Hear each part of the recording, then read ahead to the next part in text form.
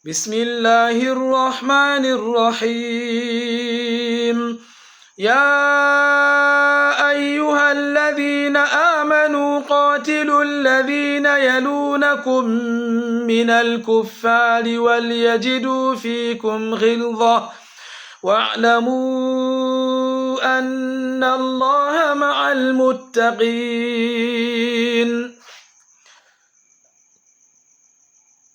وإذا ما أنزلت سورة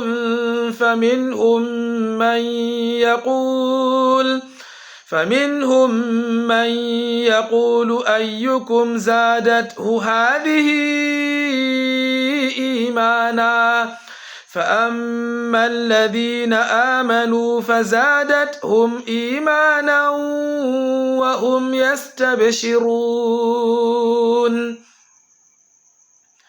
وأما الذين في قلوبهم مرض فزادتهم رجسا إلى رجسهم وماتوا وهم كافرون. أولا يرون أنهم يفتنون في كل عام مرة أو مرتين ثم لا يتوبون ولا هم يذكرون. وإذا ما أنزلت سورة نظر بعضهم إلى بعض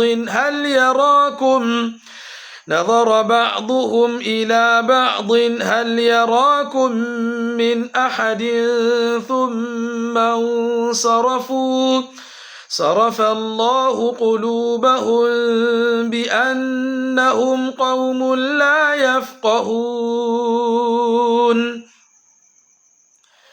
لقد جاءكم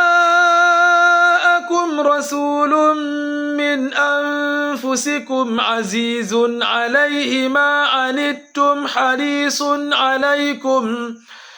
حريص عليكم بالمؤمنين رؤوف رحيم.